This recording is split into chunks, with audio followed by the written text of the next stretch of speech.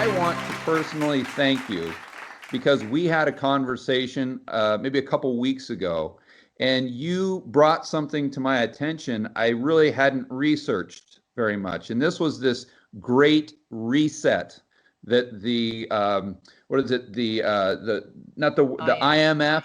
Yeah, the IMF and the World Economic Forum, this guy Klaus. The innovation of the fourth industrial revolution to provide us really with better lives. Technology and cybersecurity are of crucial importance in this COVID era. He's been talking about this with all his cronies. I dove into it after we discussed it, and I actually did a whiteboard video. It just completely blew my mind. But what's really amazing is how forthright. I mean, they're just laying it out, saying we want to change the entire society. We want a global reset and never go back to the way things were. I mean, it's very creepy if you listen to what they say. Their videos are just on YouTube. So can you, and you were the one that brought this to my attention. So can you walk us through, maybe the listeners or viewers that didn't see my whiteboard video or don't know what I'm talking about, can you get them up to speed on this great reset, and then what you think their objectives are, and then what the end game might be? Well, I'll do my best, but getting them up to speed, I mean, basically, central banks have no tools left because their biggest tool is interest rate, and you basically have the world anchored at zero. And there's only so much debt, whether you're a government, a corporation, or an individual. At some point, you have to do something with that debt, whether it's, service it, pay it, or default on it. So when you're in this kind of circumstance, the current system does not work. They need to put in a brand new system, and that's the reset. Now, where we are in it is there is currently a bill going through both, this is really interesting, George, Congress and the Senate simultaneously, which is not something that I think happens very often. So It's fast-tracked, and it's called Banking for All, where the Federal Reserve will actually create a digital money, and it's called, surprisingly enough, because they got to keep things as close to the same as possible, but this is the new money, the digital dollar. So right now in a paper currency, there's only 2 digits past that you can go. So, you have 100 pennies make $1. Well, once you go down to 0, you can't go any lower. Right. But in a digital system, that's infinitely divisible. And the other big piece that people don't realize is that it gives the central bank direct and immediate control and their vision to see if their policy choices are doing what they want. So for example, this recent stimulus check of the $1,200. Yeah. Well, a lot of people saved that money, and we saw the savings rate spike to 33%. When what the government wanted, what the central banks wanted, was for people to go out and spend that money and stimulate the economy. Right. Now, once it's in a digital wallet, but it's still a digital dollar, well, then they have the ability to go below 0. And after that one piece, they did another piece on how to take it deeply below 0 using a 4% as an example. So you've got this bank account and you have $1,000 in it, let's just say, and you're not spending any money, but you're now going deeply negative and you're just watching your principal evaporate. What are you likely to do? Likely to go out and spend it on anything that you think can retain its value better than in the bank. Right. And that's hyperinflation. So, I mean, maybe they're doing it a little differently, but we are now about to execute that piece. And by the way, they actually put a deadline for this in the bill of January 1st, 2021. So we're what? Yeah. 4.5 months away? One of the most striking and exciting transformations caused by the pandemic has been our transition to the digital of everything.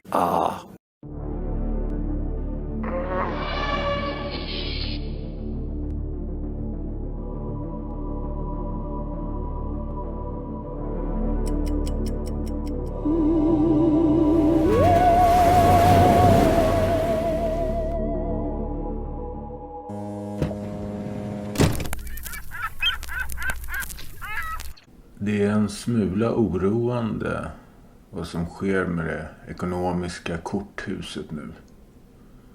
Somliga har glada dagar på börsen med monopolpengarna som sprutas in. Andra har börjat fundera över skolådan som man köpt för 8000 miljarders triljoner. Och lånet som vida överstiger värdet, vilket i all rimlighet ska neråt. Långt neråt. Hur kan ett litet utrymme vara värt flera miljoner? Det säger sig självt. Jag påpekar det här i många år för folk, men alltid fått svaret att bostäder kommer alltid öka i värde eftersom folk måste ha någonstans att bo. De vill helst inte påminnas om vad jag har tjatat om nu längre. Vad är saker och ting egentligen värt? Och vad ska man egentligen mäta värdet i? Dollar?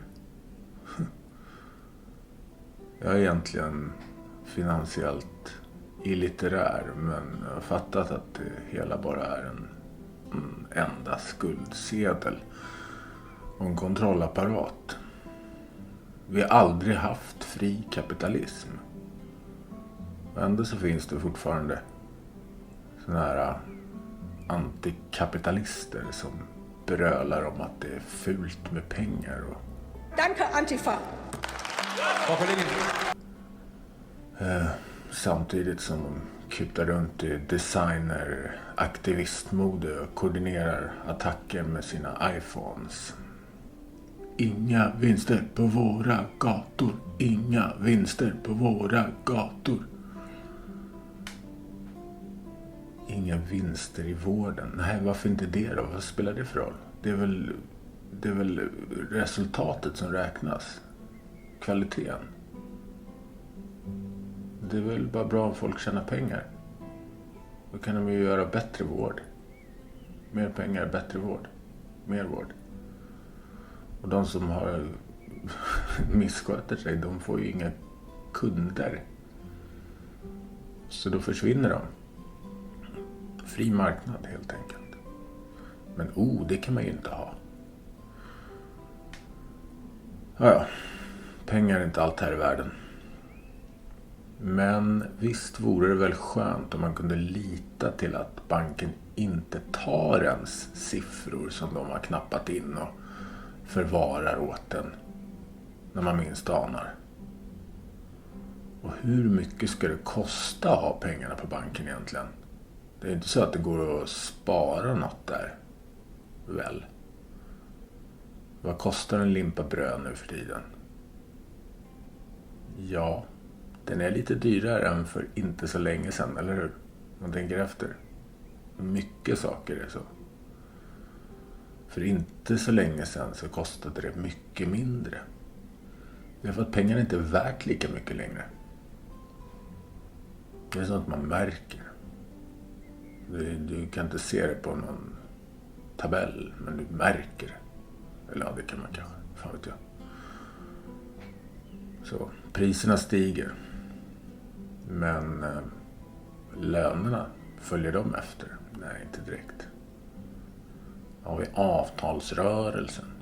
Den är liksom när företagare sitter i maskopi med fackföreningarna och lurar arbetarna. Och de dumma aktivistarbetarna, de är fackföreningsaktiva De hjälper till att hålla nere lönerna. Kollektivavtal. Ja, vad bra. Du ska inte tjäna minst så här ska du tjäna. Men det betyder också att du inte att man förhindrar det uppåt också. Det är psykologi. Fint. Så, din lön. Så tar de 2/3 av dina pengar. Dina surt förvärvade slantar. Och så använder de de 2/3 som de har stulit av dig. Och bygger projekt som rent arbetar mot dig. Och gör det svårare för dig i ditt liv. Det är det pengarna används till sen. Efter de har stulit dem från dig. 2/3, det är ganska mycket alltså. Det var nästan bättre på den där tiden när man hade 10 liksom. Och sen tillkommer då momsen, alla jävla avgifter, punktskatterna och så vidare och så vidare. Ja. Och covid sägs ju vara orsaken till det här skakiga läget då. Som många kanske inte ens märker av än. Det är många som bara lallar vidare. De tänker riktigt så här, ja men nu går ekonomin bra igen. Trump har fixat det. Lalala. Och sådär. De tänker, ja. Och börsen bara stiger och stiger. Kolla det där hacket där 23 mars när det bara dök som mest. Och sen så gick det upp igen. När de har gjort sina injektioner liksom. Så för många känns det som helt vanligt liksom. Man går till jobbet och får sina pengar. Så det är ingen direkt skillnad liksom. Än. Men. Och det är det lite de här filmerna är till för. Det pysslas väldigt mycket i bakgrunden nu. Med det här nya systemet som snart kommer liksom. De håller bara på att mäcka i ordning där nu. Det är därför de har den här jävla Cornholio. 2 days ago, Express Airways had a disturbance by someone calling himself Cornholio. Guess who matches the description? Covids bluffen. För att de ska ha liksom tid att fixa ordning där. Som är planerat såklart sedan tid tillbaks. Könskrigen, folkförflyttning. Allt det där, det är distraktioner. Det som behövs då. Medan de snickrar ihop det sista till det nya digitala fängelset liksom. Men igen, kanske så är det också så att mänskligheten håller på att vakna så sakteliga nu. Eller det går ganska fort också på ett sätt. Och kanske så pågår det ett krig om pengarna bakom kulisserna. De här gamla monopolisterna, de håller på, kanske eventuellt, verkar det så, tappar greppet till de här nya, vad ska man säga, fintech-datanördarna som bygger helt nya system, kör DeFi och hela kryptovärlden liksom. Och decentraliserar hela skiten och gör saker och ting oåtkomliga. De ligger liksom oknäckbara ute och bara finns. Så de måste ju på något sätt liksom ta tag i den här kakan. De har ju allt nu, men det de har allt nu, det är ju inte värt något. Förutom då deras reella tillgångar liksom. Men de här fake-pengarna, det är ju bara ett förtroende liksom. Så när folk har tappat det förtroendet, då finns inte det.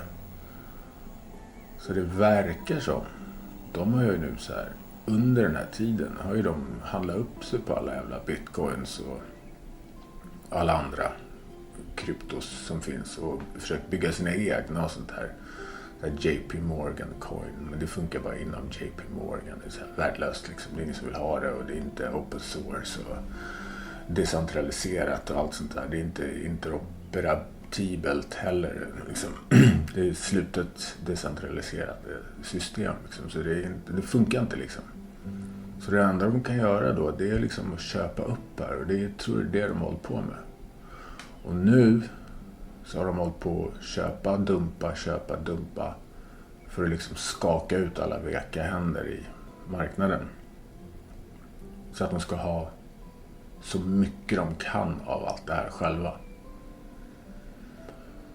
Och de har pratat om nej men det är internet funny money, det funkar inte liksom, det där är bara bluff och hitta på liksom, det är som ett pyramidspel och så där.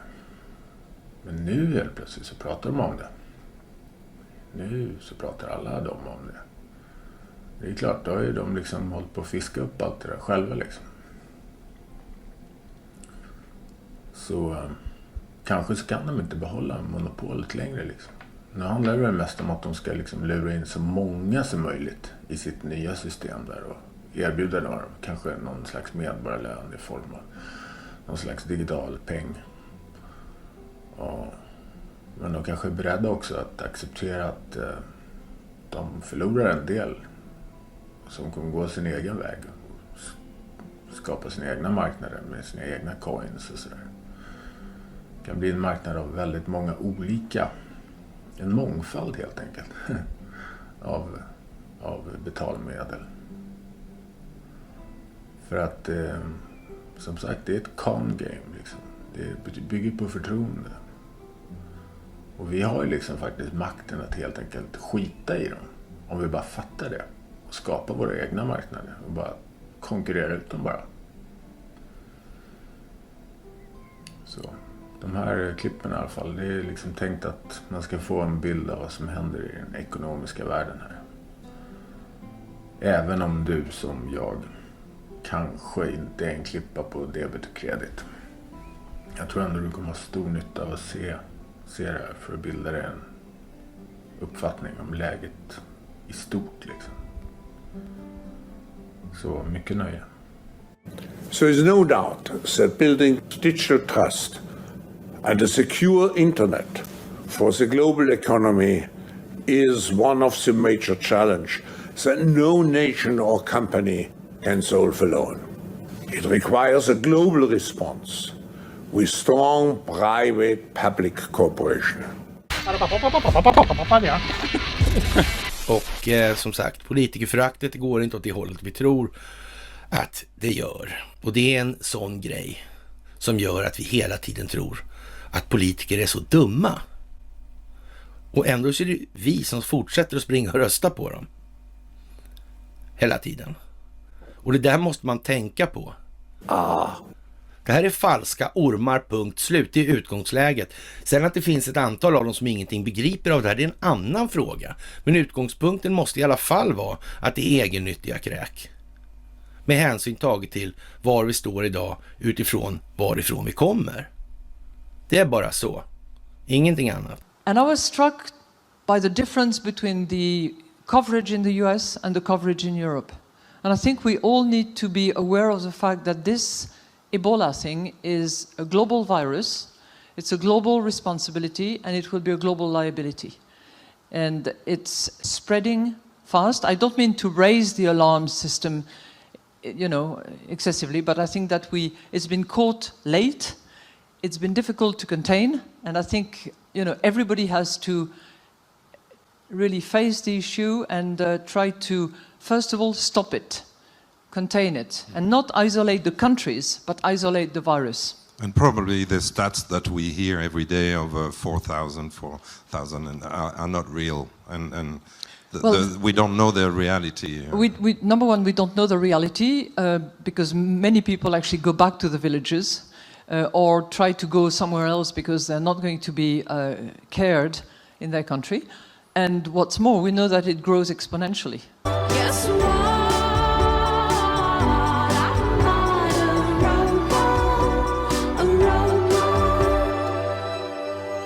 One of the most striking and exciting transformations caused by the pandemic has been our transition to the digital of everything. I think it's possible that at some point we could pay with a chip in our hand, like an implant.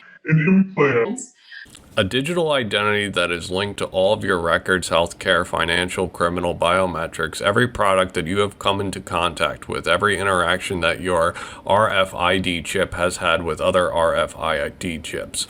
All this information will be studied by artificial intelligence. If you're an enemy, your bank accounts will be shut down. All means of transactions will cease to exist. We're already totally used to using chip and pin as well as contactless payment technology. To move from this to implanted technology under our skin is a very small step, and we already have examples of this taking place in Sweden, which appears to be leading the way in the rollout of this technology. Some might say that this doesn't involve implanting a chip in your right hand or forehead, but this is hardly a big issue when it's so easy to adopt this later down the road. What's key to this being adopted is that people are gradually conditioned into using this technology, thus allowing the powers that be to dictate ever more aspects of our lives by controlling the ability to participate in the economy. From here, many will fold under the pressure of being frozen out of the system, which is why I have no doubt that most people will go along with this, given enough time. When Elias Brotberger goes to work, he doesn't need ID. And he doesn't need money. In fact, much of what he needs to get through the day is hidden right there, just below the surface, in his hand. You like to touch it? Yeah. Yeah? Oh, weird. Yeah, it's like a grain of rice. Yeah, a grain of rice. Embedded in his hand is a microchip that serves as his keys, his ID, and his wallet. Yeah, it's all in chip, so I use it like to get around the building. Buy snacks. Yeah, exactly. Let's buy some snacks. Exactly. So I can't open it. No. Okay. So what I need to do is I need to first blip my chip, and it will log me in, and from there I get access to the fridge. Popular TV shows like Black Mirror have imagined chips as part of a dystopian future. Install ingrain procedure with local anesthetic and you're good to go. In Sweden, the microchips are already here. The microchip implants use the same technology that's in contactless credit cards, which have made cash pretty much obsolete in Sweden. No cash. At this tech fair, a chipping event for those on the cutting edge, merging their hands with this new technology. I thought it would be fun, right? The process is simple and swift. A pinch of the skin, and in a matter of seconds, the chip is inserted. The transformation is complete. You know what? Sentiment has swung rapidly and markedly over the last year because, as you just saw there, 64%, Madam Managing Director, now believe that the Eurozone is fundamentally doomed. No, it's not what the question said, remember? Well, it was, can it survive? Well, bring it back. Yeah, bring it back. Bring it back. We want to be clear about this, otherwise I'll be issuing an apology before you know it. Let's just see what the question really said. See, can the Eurozone survive in its current form? You know what? I think I would say no to that question. Because, do tell. What form will it take? Well, because in its current form, it doesn't have a banking union. It doesn't have yet enough of a fiscal union so that it can actually not just survive, but thrive. And the structural reforms have been undertaken at different pace in the different countries. I will say to you that it's a momentum and it has to continue. So the form has to evolve. The job is not done, mission is not accomplished. And what about the numbers of members? Well, that is for them to decide, you know. We'd be very interested to know your personal opinion. I mean, in the end... Oh. Don't go there. Well, all right. I know when I'm sort of pushing into territory that it may not be fruitful to get too far into. I will simply note for the record that there are apparently new members that want to join the zone. Yeah, that's true. There are also current members, frankly, many of whose people are now wondering whether they should really be in or not. And that, you know, that is the point, isn't it? You know, again, through the panels, through the course of the day, what we've heard time and again is that for people trying to run small businesses, trying to find a job, leaving school or university and trying to make an economic life for themselves, the system, and one can say this in Europe right now, the system is not working for them. And for some, that's tied to what they've seen of the functioning of the euro. Which is why it has to evolve. Well, it's why for Cypriots or Greeks or maybe some other nation states, it may make sense not to be in the euro.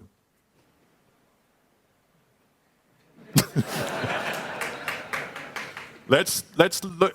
I want to bring I want to bring everybody else in because you may get more out of Madame Lagarde than I do on that one.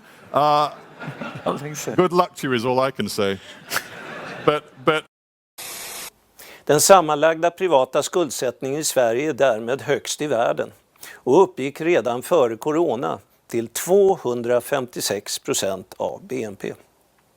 Den 5 september meddelade vice riksbankschef Per Jansson att han kan tänka sig en negativ sparränta även för privatsparare. Detta innebär att man som sparare får betala pengar till banken för att banken ska få låna ut ens besparingar. Något som vi aldrig tidigare har haft i Sverige. They're going to destroy almost everything on purpose, and the central banks are going to end up owning everything. And it was also to implement a system similar to China's social credit one that they have, which will all usher in Agenda 21 policies. This is the ultimate goal of all of this that people do not see. Many people don't see anyway. And we now see that this is the case. We see how we're moving towards this model. We have local lockdowns that are increasingly taking place.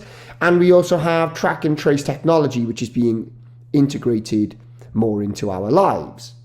And then you have the fourth industrial revolution, which has a tremendous impact on business models, on society, and on the economy. Many of those technologies just look at face recognition, just look at the technologies which you need for tracking people. Stephen, another topic being discussed at Davos is a regulation of technology, and you've been hearing about the uses of facial recognition technology. The World Economic Forum has a series of centres around the world that focus on new technology. They're called Centres for the Fourth Industrial Revolution. The Fourth Industrial Revolution. Fourth Industrial Revolution. The Fourth Industrial Revolution. Fourth Industrial Revolution. The Fourth Industrial Revolution. Fourth Industrial Revolution. The Fourth Industrial Revolution. So because this, again, is a fairly unknown topic and most people don't understand what is the Fourth Industrial Revolution, let me just explain now. So the Fourth Industrial Revolution is a book that was written by Professor Klaus Schwab back in January of 2017, where in this book he talks about such topics as human augmentation. He also discusses neurotechnological brain enhancements and genetic editing. And people keep saying to me, no, Neil, you're talking nonsense. These things will never happen. We're decades, we're 30, 40 years away from ever having this technology. Well, take a look at this. So in terms of getting a link, like I said, it's essentially you open a piece of skull, you remove about a coin-sized piece of skull, and then the robot inserts the electrodes. So this is our surgical robot. And if you look closely, you'll see that if the electrodes are inserted very carefully, that there's no bleeding. So what the beeps you're hearing are real-time signals from the Neuralink in Gertrude's head. So we said, well, what if we do 2 Neuralink implants? So it's possible to have multiple links in your head and have them all be sending out signals and be working well. In terms of additional brain reading activity, when we have, say, one of our pigs on a treadmill, pig on a treadmill. It's a funny concept, really. So this technology already exists today, and just look at the sort of acceleration from last year to what it is today. This was unveiled just last week by Elon Musk, who of course is the founder of Tesla, the car company, as well as SpaceX. So this is the Neuralink company that he also owns. And you can just see the advancements from last year to what is in existence right now today. And even with the size of this implant now, Elon actually likens this to an old-fashioned computer versus a smartphone today. So he does say that this will get smaller and smaller over time. So this is the mind map of the Fourth Industrial Revolution directly from the World Economic Forum's website. I've not amended or changed anything on here. And you can also view this for yourself and look at some of the topics here. It is interactive, so they will go into greater detail. But there are all sorts of topics covered. Anything from something as simple as drones. You can see the drones here. Justice and law is another topic. Also AI and robotics.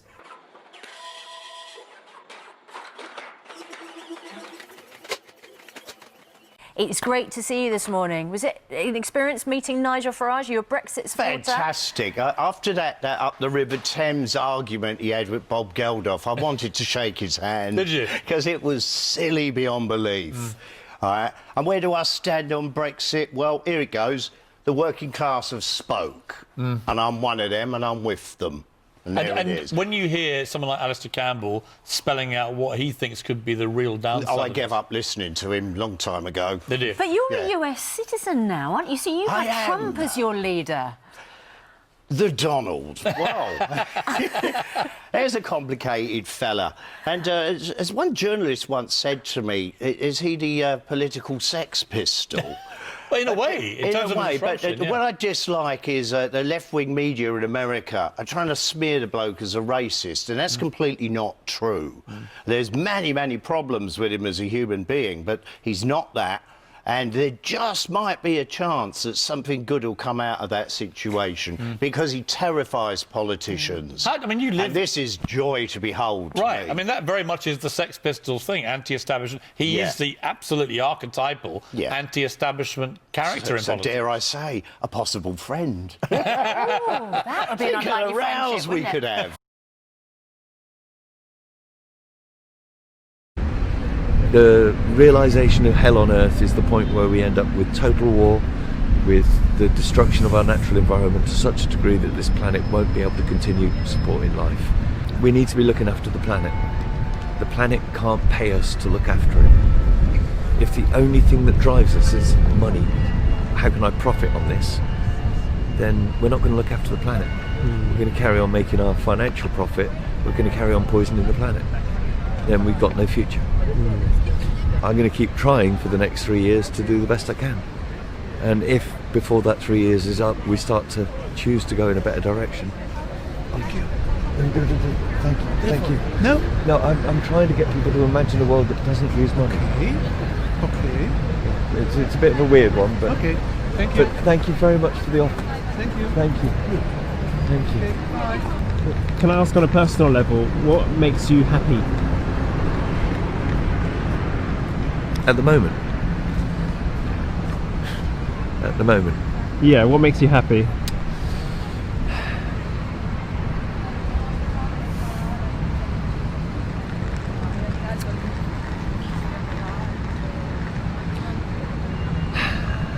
I can't answer that. Because at the moment, I'm sat on a train going to Auschwitz, and I know that there's gas ovens at the end of the line. And I can't think of anything that makes me happy on this journey. It's nothing to celebrate. There's nothing to rejoice about. What would make me happy is the idea of having a future. I'm watching it getting taken away more and more every single day. So when you use common sense and have basic observable reality, they can't stand it. And to anybody that thinks that this is a threat to power, why are most major banks, most sports league, most major corporations, McDonald's, Amazon, all of these big corporations that you think you're fighting, why do you think they support your activism? Why do you think they're covering up in the media and making excuses for the terrorism and insurrection that's happening in our major cities? If you're such a threat to the billionaire class, to the banks, and to the corporations, why do they all support you? It's because communism never was a threat to the big people at the top. It's exactly what they want. Complete control of the money, complete control of communication. This is a tyrant's dream, and they're all loving it. Så det handlar om att göra oss svaga och beroende, tyvärr, av de här stora oligarkerna och bankerna då. Och det där är ju lite så kul, det där är lite komiskt också, för att när du säger det där att du pratar om att globalisterna sätter vänstern som frontfigurer, och vänstern tycker inte om kapitalism. Nej. När det väl kommer till den kritan så blir det det, och så står det vänstern som fågelholkar under vad fan var det som hände. Du kallar mig för rasist. Det var det som hände. Nej, men vänstern, jag tror att det finns två skäl till varför man alltid hamnar på kapitalismens sida, vare sig man vill eller inte. För det första så ifrågasätter inte var pengarna kommer ifrån. Alltså, säg att George Soros finansierar någon vänsterrörelse. Då frågar man inte då frågar inte de här medlemmarna, var kommer pengarna ifrån? För att det är sådär, man har inte lärt sig att räkna, va? Men man tänker inte i ekonomiska termer. Pengar bara, det är ju det här bortskämda fenomenet, pengar bara råkar finnas på kontot. Ja, men vad bra, då har vi pengar till vår verksamhet och så. Det är ju en grej om pengarna kommer från kommunen. Då måste man ju redovisa dem. Men kommer de från en privat aktör så det är ju inte samma skyldighet, va? Så att, och sen så har man ju faktiskt gått och blivit mer kapitalistiska. Vänsterkapitalism. Och det är att man helt enkelt låtsas stå på arbetarnas sida samtidigt som man samarbetar med oligarker och banker och som finansierar vänsterns projekt. Så att vänstern är ju så blind, va, i den frågan. Man ser liksom inte att man har blivit kidnappad av stora aktörer som inte bryr sig det minsta om vänstern. Jag menar, så att det finns ju egentligen kommunister generellt sett har ju aldrig varit emot kapitalism. De tycker bara att det är de som borde vara kapitalisterna. Alltså andra ska inte vara kapitalister utan vi.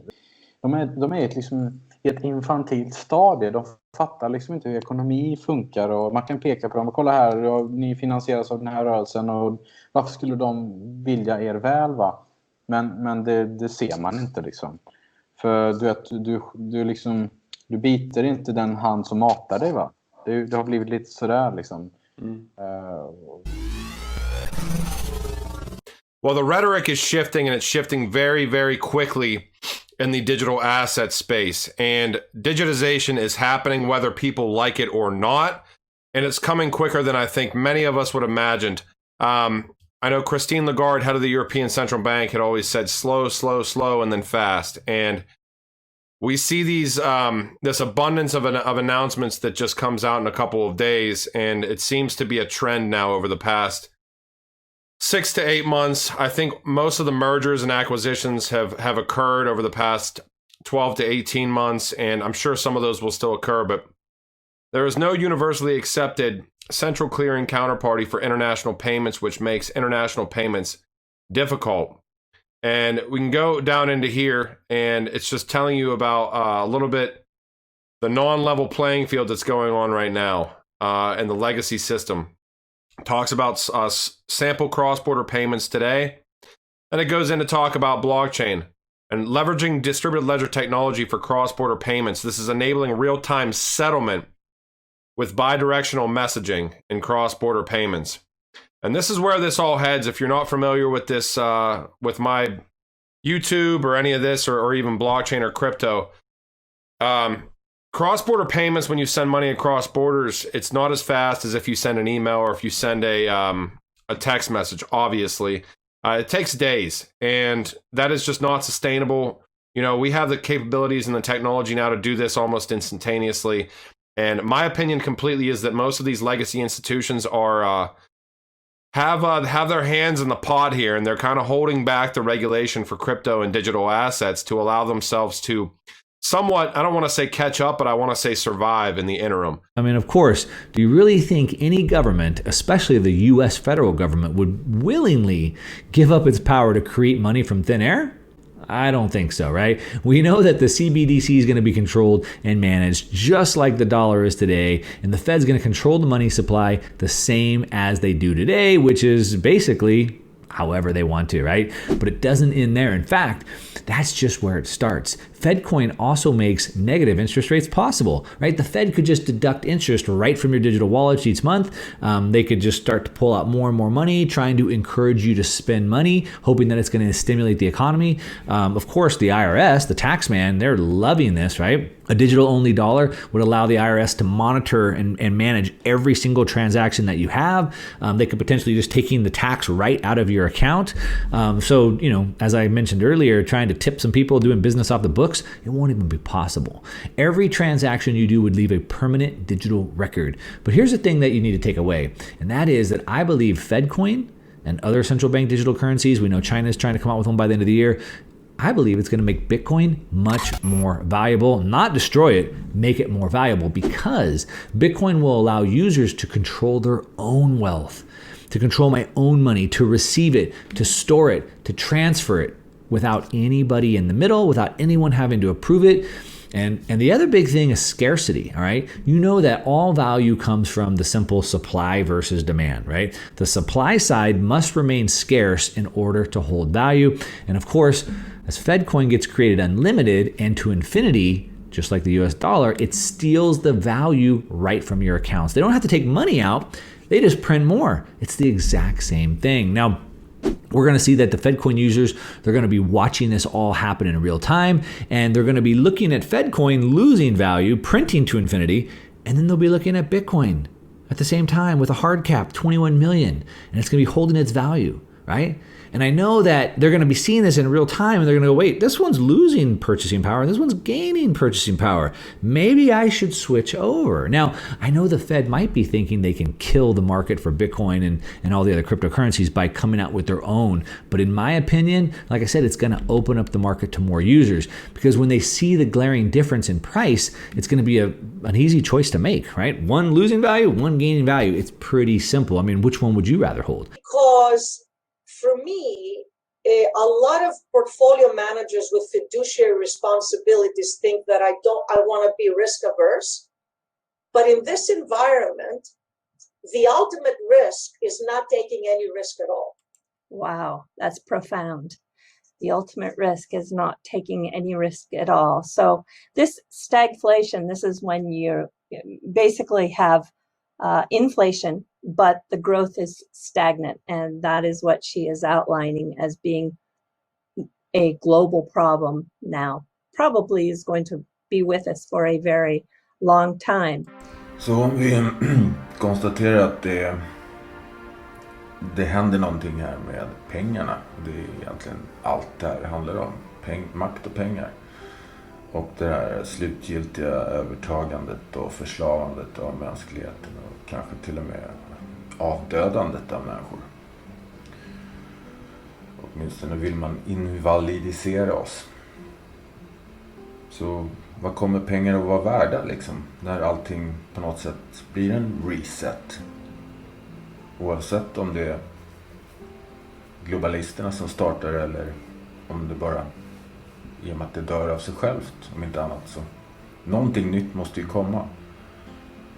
Om man då placerar om sig själv, om man nu har någonting att placera om, kan man ens casha ut sen? Och vad ska man casha ut i? Ska man casha ut i fiatpengar då? Eller vad händer liksom? Det är så här att de går ju motvilligt med på det här digitaliserandet samtidigt som de driver på det. De kommer förlora hela den här gamla bankverksamheten med det här att fördröja tiden det tar att skicka pengar och sånt, så att de kan liksom använda pengar på vägen däremellan, du vet, när det tar liksom 3 dagar att skicka pengar från ett ställe till ett annat och allt sånt där skit. Jag kan inte allt det här så här perfekt liksom alls, utan jag chansar rätt mycket när jag snackar, så jag kan ha fel i en hel del. Men ja, de kör ju allt där. Det krävs globala lösningar, det är ju det gamla mantrat liksom.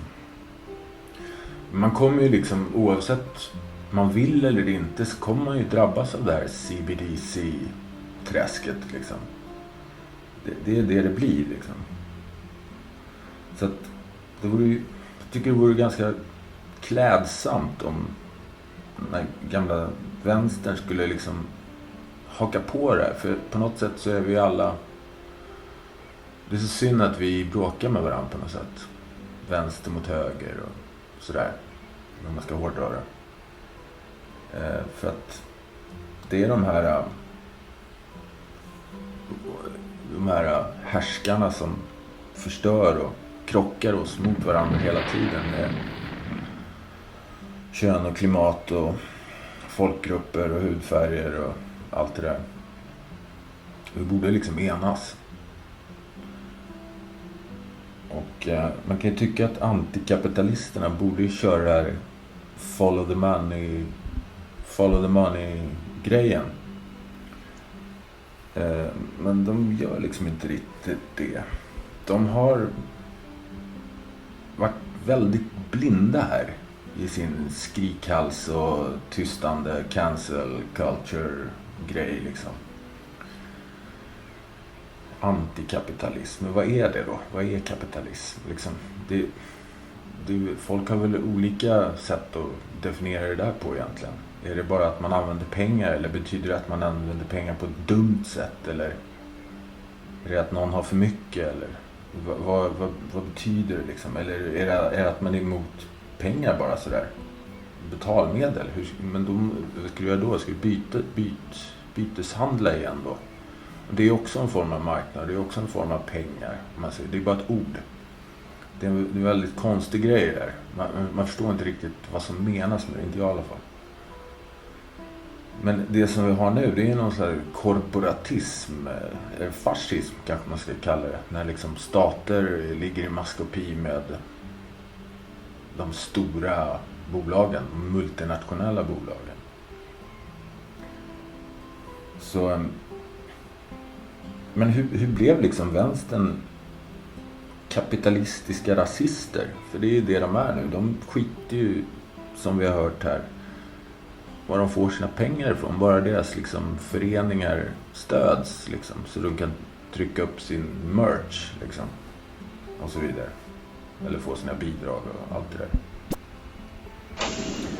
Det här är ju en statskapitalism på något sätt, eller vad man ska kalla det. Men ren kapitalism då? Vad är det?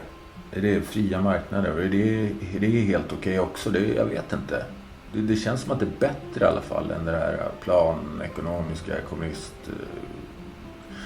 eller den här crony capitalism, korporatismen liksom, på något sätt ändå. Men ja, man kanske måste ha lagar i alla fall då, så att inte någon, så att man inte bara kan dämma upp en flod eller liksom förgifta en skog och såna här grejer.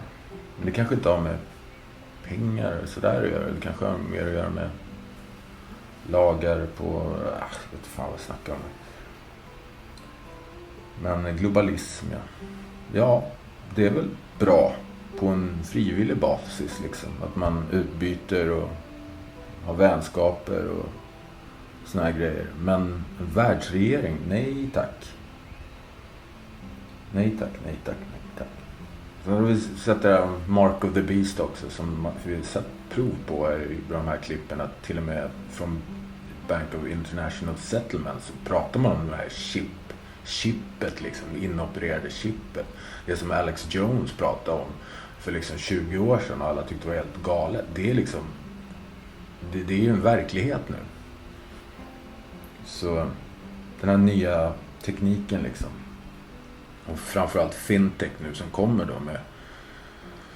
Men som sagt, jag tror att det är ett litet krig som pågår här, och speciellt med DeFi och det, som kan faktiskt befrias. Eller då, som de här, som Klaus Schwab och de där lirarna, de vill ju använda det till att fjättra och förslava istället och övervaka. Men det är liksom ett tveeggat svärd här. Så är det Mark of the Beast? Ja, det är det. Men kanske inte enbart. Kanske finns en annan sida av det också. Men att det kommer, CBDCs, ja, no doubt, det kommer. Men även annat.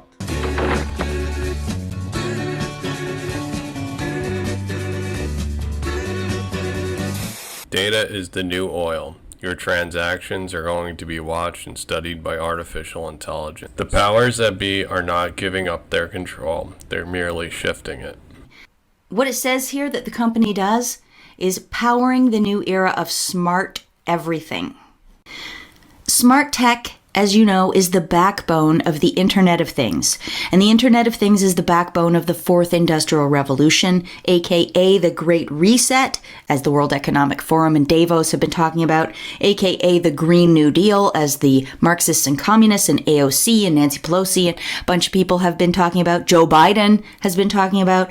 So When we're looking at this company and the associations, these are examples of the people who have been working in the dark shadows to create the fascist world government that I believe is being accelerated right now under the guise of a pandemic. I mean, just look at how many of their dreams are coming true. They want techno policing, they want techno education, techno healthcare. And these companies that we're looking at here have formed the ecosystem, the connections that can bring this about. If you want a picture of the future, imagine a boot stamping on a human face forever, forever, ever. The moral to be drawn from this dangerous nightmare situation is a simple one. Don't let it happen. It depends on you.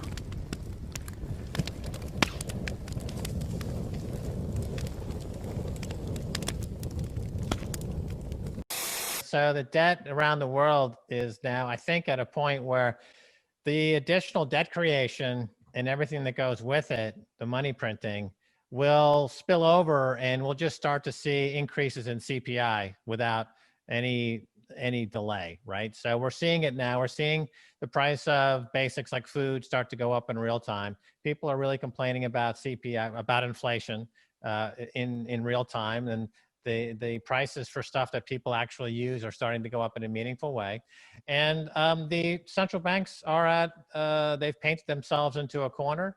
There's not much they can do about it at this point, and because there's just so much debt you can create in one, the Earth's let's call it a $100 trillion global GDP. They've got more than that they've printed up to try to assuage the banks and to try to hide the fact that banks are technically insolvent. All the major money center banks around the world are technically insolvent. We just had that FinCEN report come out, which was an expose from a whistleblower talking about trillions of dollars being funneled by the major banks into money laundering and terrorist financing. And the biggest names are mentioned, like Deutsche Bank, JP Morgan, our old friend JP Morgan, of course. Precis, om vi pratar lite om banktvätteriet där då, så jag har en fråga till dig, Magnus, för det är så här att svensk media har ju fokuserat väldigt mycket på Nordeas skuld då, av att man misstänker att 1,6 miljarder kronor ska tvättas under 5 års tid, och Nordea har fått flera anmärkningar från Finansinspektionen under de här åren, och det har varit väldigt mycket fokus som sagt på Nordea. 1,6 miljarder kronor, och så ser vi i samma då läckta material då från den här journalistgruppen att till exempel Danske Bank, där finns det nästan 2 biljoner svenska kronor, 1900 miljarder bara i deras estniska filial som misstänks för penningtvätt. Bland annat så är det en pakistansk penningtvättare som är känd. Han har tvättat miljarder för narkotikakarteller och terroristorganisationer. So a lot of the smart money, Ray Dalio is putting a big percentage of his money into gold, right? So he sees inflation coming. A lot of money managers, you see Warren Buffett is got a stake in a gold mine, Barrick Gold. He's also diversifying out of the dollar by putting a lot of money into Japan. That would indicate he's less sanguine about the future of the dollar, right? So that's inflationary right there, potentially. So a lot of the big guns are moving, reestablishing new positions anti-US dollar. And and I know you've been tracking Buffett from the 80s. Yes. So you saw this move. We all know he never embraced gold, and now he was taking a stake, albeit not huge, in Barrick Gold. Was telling for you. People are just so bullish on gold these days. Yeah, well, that's a long time coming. You had the problem. All of these fines that these banks are paying for manipulating gold price have been a factor. If you look at the gold price going back, 6, 7, 8 years, it would always track really the debt increase, and you'd see gold rising along with that chart that shows rising debt. Then after the 2008 crisis or so, you saw the debt would keep going up, but gold was going sideways. And that's a direct result of what we now know categorically and provable of manipulation.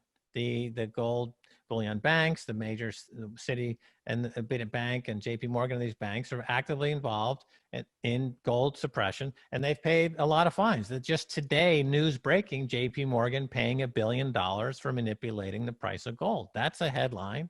And I've been talking about it for years. You've had guests on talking about it. And that's why gold has been throttled. And if in fact it's allowed to trade based on its historic relation to the overall debt in this economy, it would be at $2,500 to $2,700 an ounce today. That would be the price you'd expect for gold, given the level of debt in the system. If there's a premium above that, where people are saying, hey, I'm going to look out 5 to 10 years and I see the debt compounding at such and such, you'd already be at $3,000 an ounce gold or $3,200 an ounce gold. Once the facade cracks and we're allowed for genuine price discovery in the precious metals market, you're going to see a huge gap, and you're going to start to see very quickly get to a normalized price. Interest rates will get very quickly to a normalized interest rate, which will be a lot higher than they are right now. And this, unfortunately, in 2008, Daniela, the regulators didn't decide to regulate and to curtail what the banks were doing to disrupt the economy and over-leverage the economy. Instead, they made them too big to fail and too big to jail, and they increased their credit credit capacity by 10 to 20x.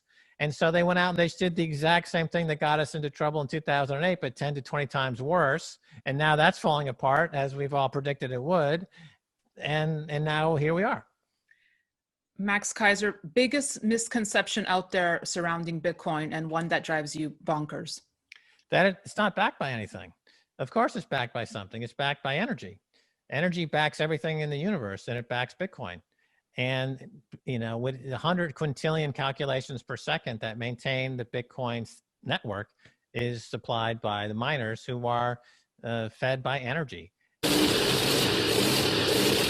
But the only setback when it comes to DeFi, in my opinion, is the very institution that I'm talking about that cannot last is the very institution that is completely against the concept of DeFi, and that's the banks.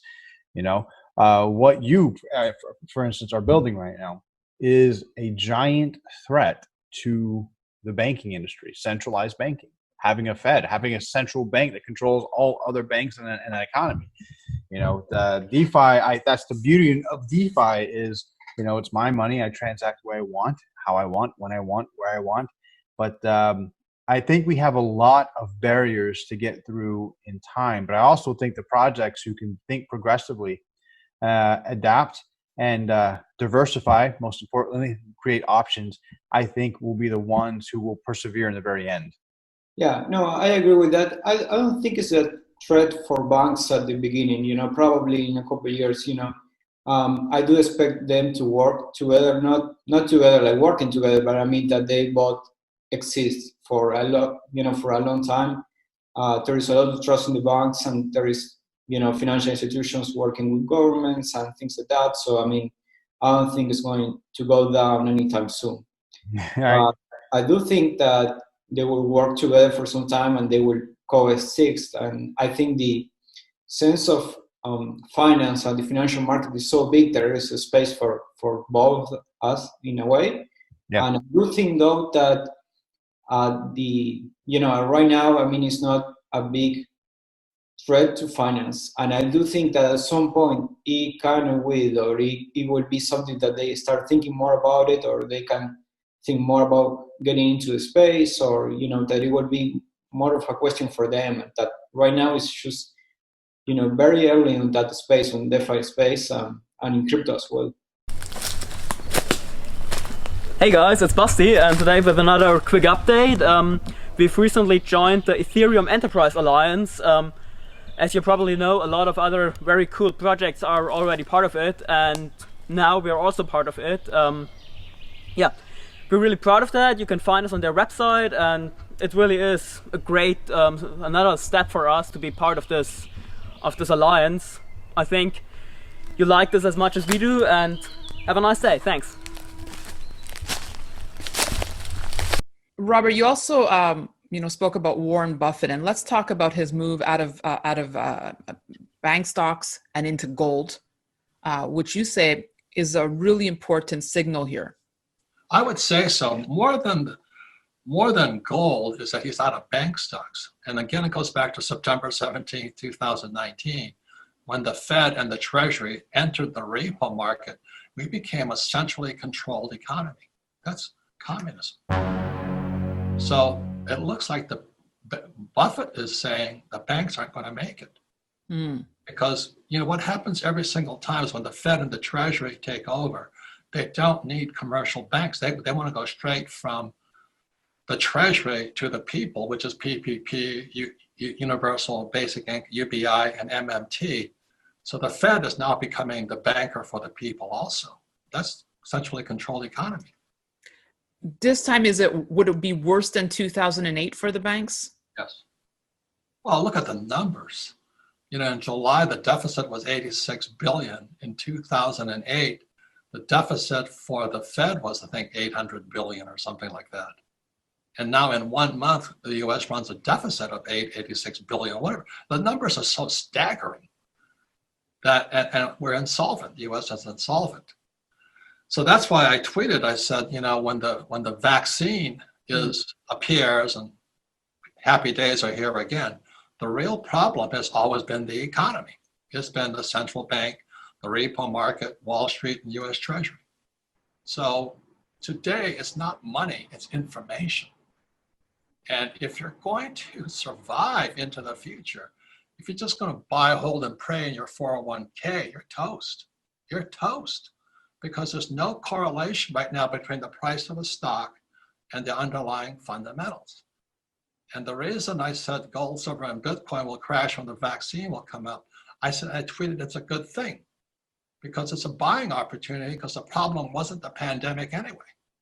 The pandemic has always been the underlying repo market, shadow banking system, the Fed, the Treasury, and all those characters. So information is the key for the future. And that's why you've got to be up to date on it every minute, because zero interest rates are saying we don't want your money. That's what it means. Men om man nu då kan trycka pengar som man bara trycka liksom till vad man vill.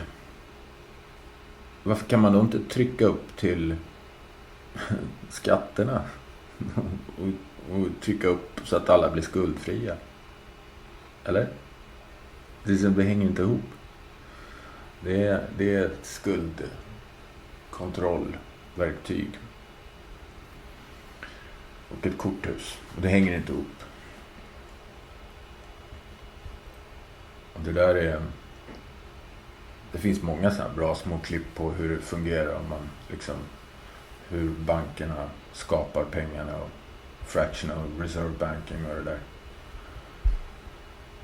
Men det känner ni säkert till liksom. Så det är ju liksom ohållbart. Ett problem i dessa tider, det är ju att de här konformisterna, de driver ju på slavdrivarnas agenda. Fåren liksom. De är för rädda och vill inte sticka ut och vara annorlunda etc. Och liksom chansa på, man kanske har fel och så får man göra om. Som jag gör nu liksom. Jag bara pratar, jag kan inte sån där ekonomi alls egentligen. Jag har förstått den här grundfelet. Men annars är jag ganska lost på det där området. Men vadå, man måste ju ändå på något sätt säga sin mening. Testa, chansa, våga. Men det är ju liksom, man kan inte bara låta dem vara heller. För att de måste vakna. För även om man tänker då att så här, ja, men de får väl skylla sig själva då. Problemet är att de går ju och röstar. Och det är ju de som kanske kommer bli de här angivarna sen. Och som kommer sätta dit dig. Och ordna så att det blir ett helvete för alla andra liksom. Så även om du pallar att leva outlaw liksom, så kommer ju dina barn att drabbas i framtiden. När liksom tekniken har förfinats och det här digitala slavnätet har satts på plats helt, så att det liksom styr sig självt liksom, till slut. i en kanske längre framtid framåt, eller kanske inte så länge alls. Kanske den där AI-världen kanske bara är runt hörnet. Vem vet liksom. Så vad får man inte göra i framtiden då kanske? Ja, du kan resa till exempel. Det verkar som att man knappt får göra nu liksom. De har ju börjat med sådana här covid-pass redan på några flygbolag, såg jag, om det var i England. Så att det har ju redan börjat. Så man kan nog, jag räknar med att kanske inte kunna åka utomlands längre i mitt liv. Eftersom jag inte tänker vaxa mig. Så då kan inte göra det mer. Nu har jag haft turen och rest oerhört mycket under mitt liv. Så att, ja, jag får vara nöjd med det då, liksom. För det kommer ju aldrig hända att jag stoppar i mig den där skiten. Eller mina barn. I framtiden då. Vad får du inte mer? Ja, resa. Du kanske inte får ha barn liksom. Ens. Av någon slags anledning. Du kanske inte får arbeta. Med vad som helst. Välja din egen hälsa verkar man inte kunna få göra. Och ja, ska du på semester då får det bli någon sån här fantasisemester då, i någon sån här virtual reality-hjälm liksom. Ja. Och vad har de lärt ut i skolan då? Det är ju bara någon sån här formning som har skett. Ett formande.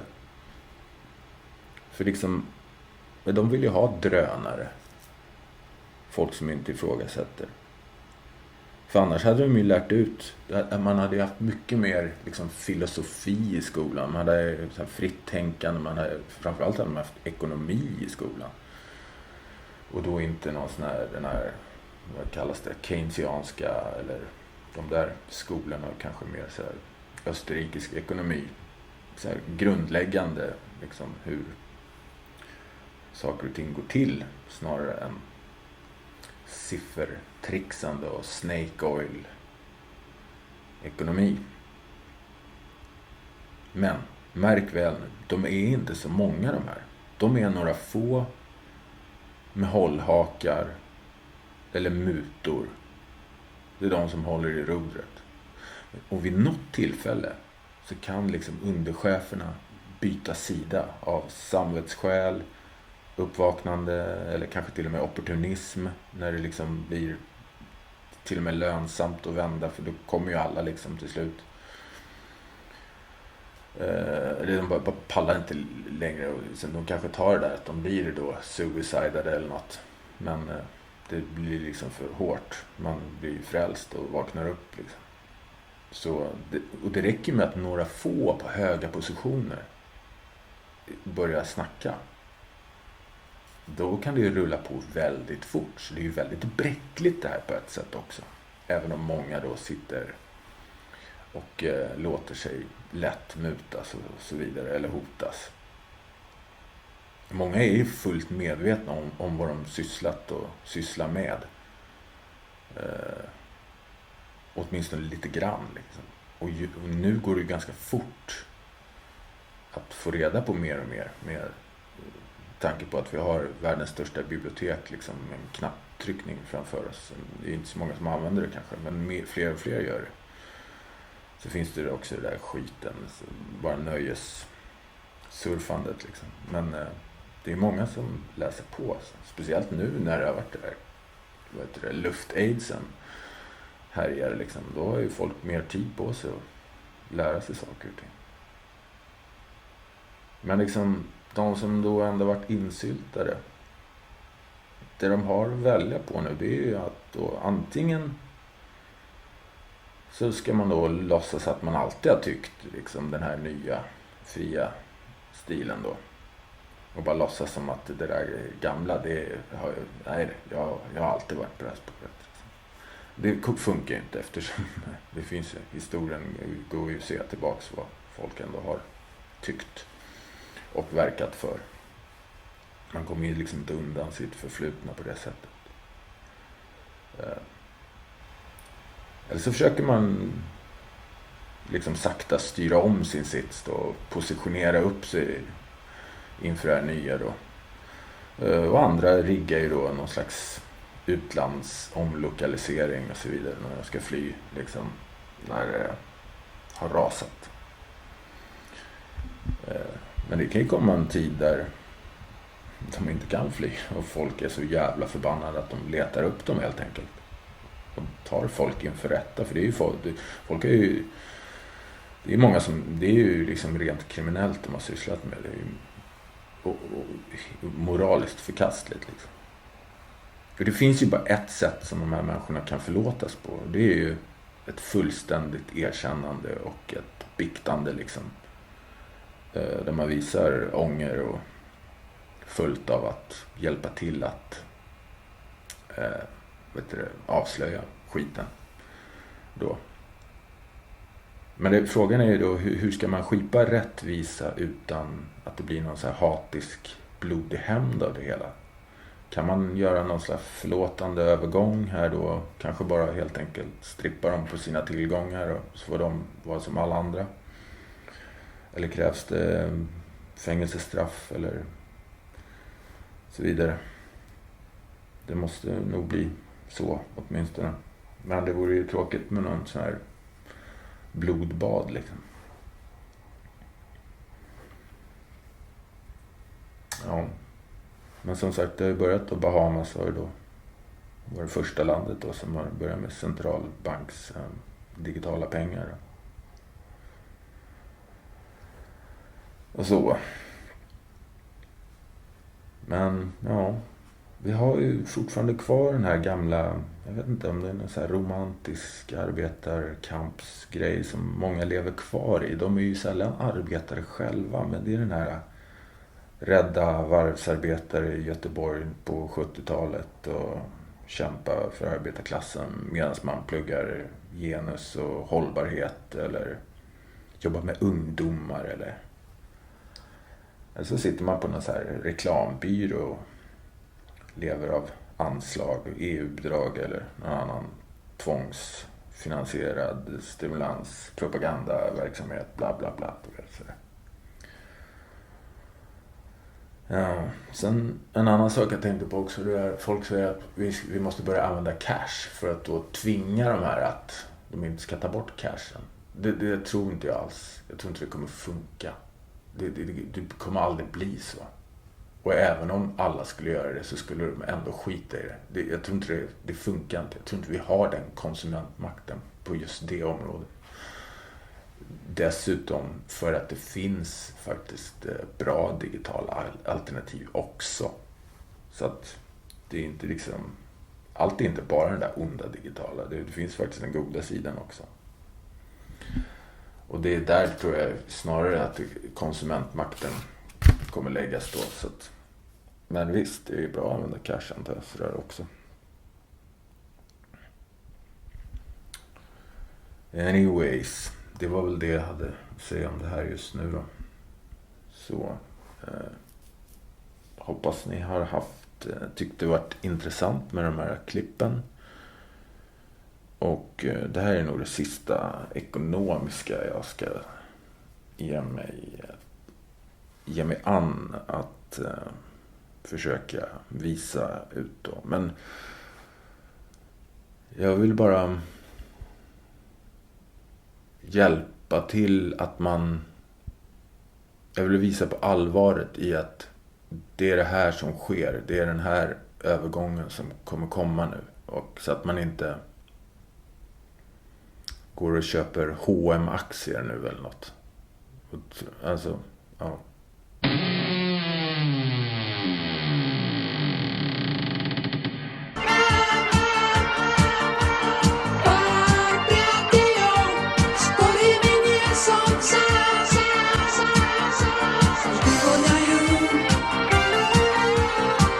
You know